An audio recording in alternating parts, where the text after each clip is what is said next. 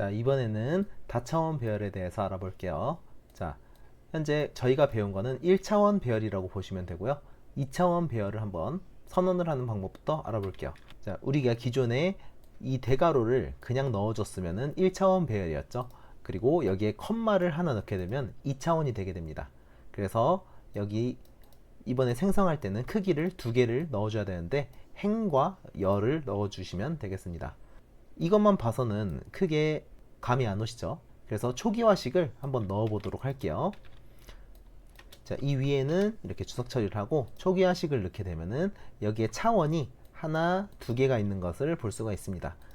그래서 행과 열이라고 했는데 지금 이 상태에서 보면은 조금 보기가 어렵기 때문에 여기를 엔터로 이렇게 조금 단락을 나눠주도록 할게요. 그러면은 이 부분 가로가 행이고 이렇게 세로가 열이겠죠. 그래서 행은 2개인 거, 이렇게 행이 2개, 열이 총 이렇게 3개인 2차원 배열을 초기화한 코드라고 볼 수 있겠습니다. 자, 이제 데이터도 한번 가져와 봐야겠죠. 한번 여기 5에 대한 부분을 가져와 보도록 할게요. 그렇게 되면은 행은 1번 인덱스겠죠.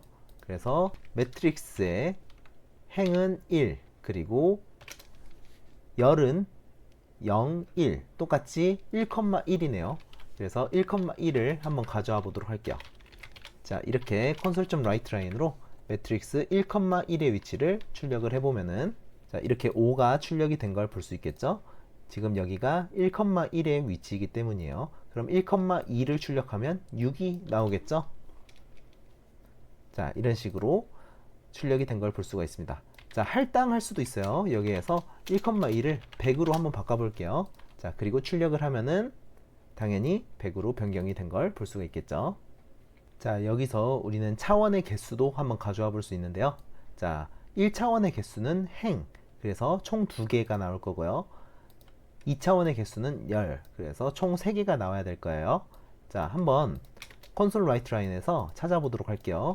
자, 여기 2차원 배열에다가 여기에 점을 누르게 되면은 여기에 다양한 속성이나 메서드를 가져올 수가 있는데, 여기에서 getLength라는 메서드가 존재해요. 그래서 여기에 0번 인덱스를 넣어주게 되면은 1차원의 개수가 나오게 되고요. 자, 그 밑에 1을 넣어주게 되면은 2차원의 개수가 나오게 될 겁니다. 그래서 얘는 2가 될 거고 얘는 3이 될 거예요. 한번 출력을 해볼게요. 자, 이렇게 차원의 개수를 알 수 있었습니다. 자, 이렇게 차원의 개수를 알 수 있었다면은 당연히 우리가 반복문으로 반복을 할 수 있겠죠. 자, 이 밑에 살펴보면은 이렇게 매트릭스가 이렇게 있는데 우리가 차원의 최고 수를 알았으니까 당연히 이렇게 반복문을 작성할 수가 있을 것 같아요. 한번 그대로 복사해서 넣어 볼게요. 자, 1차원을 먼저 반복을 하고, 즉 행을 반복합니다. 그래서 행에 있는 열을 모두 뽑아낸 다음에 다음 행으로 넘어가서 다시 열에 있는 것들을 모두 출력을 하게 될 거예요. 그러면은 1, 2, 3, 4, 5, 6이 출력이 되겠죠. 자, 이런 식으로 출력이 된 걸 볼 수가 있습니다. 자, 그리고 가변 배열에 대해서도 한번 살펴볼게요. 네, 다차원 배열 같은 경우에는 아까 전에 컴마로 이렇게 나눴었는데, 가변 같은 경우에는 기존 배열 안에다가 새로운 배열을 추가하는 방식이에요. 그래서 이대로 한번 복사를 해볼게요. 자, 여기에 초기화 방식은 이렇게 배열 안에 배열로 감싸준 상태로 만들어줍니다.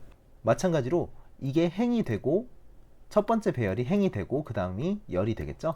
첫 번째 행에다가 1, 2의 열 값을 넣고, 두 번째 행에다가 3, 4, 5, 그리고 세 번째 행에다가 6, 7, 8, 9를 이렇게 집어넣는 가변 배열인 거예요. 그러니까 아까는 열이 개수가 똑같았는데 이번에는 열이 서로 다르겠죠.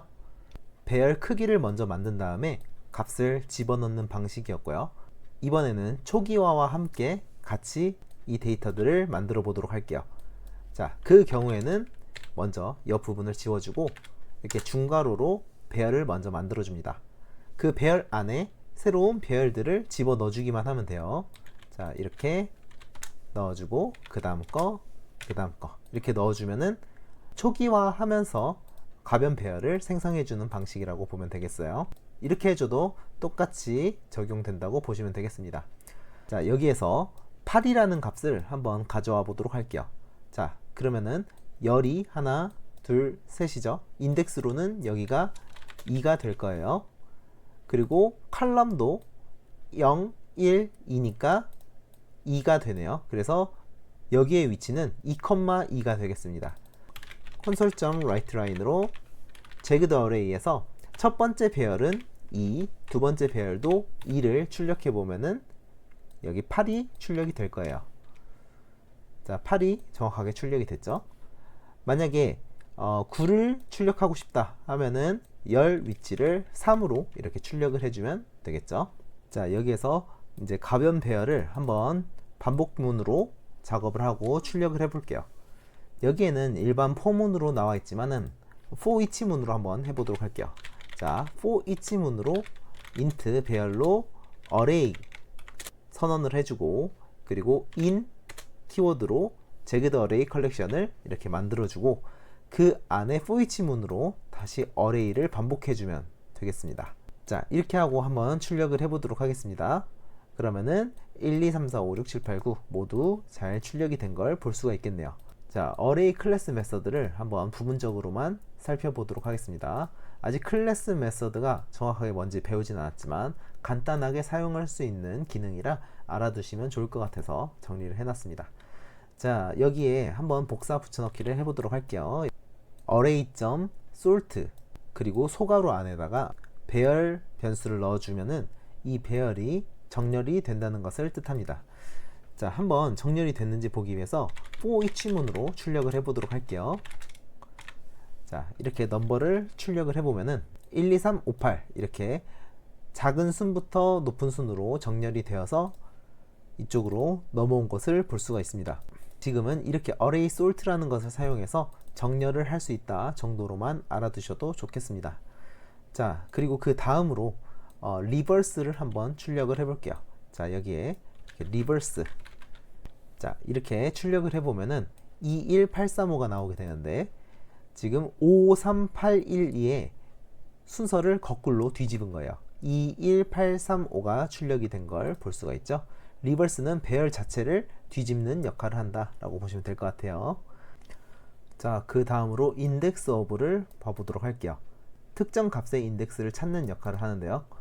자, 여기를 index of로 변경을 해주고 배열 변수 다음에 찾고자 하는 값을 넣어주면 됩니다. 그리고 그 값을 반환받을 변수를 선언해주고 numbers 안에 8이 나오는 최초 위치 인덱스를 반환해주게 돼요. 따라서 0, 1, 2, 2의 위치에 있는 인덱스를 반환해주겠죠. 한번 콘솔로 찍어보도록 할게요.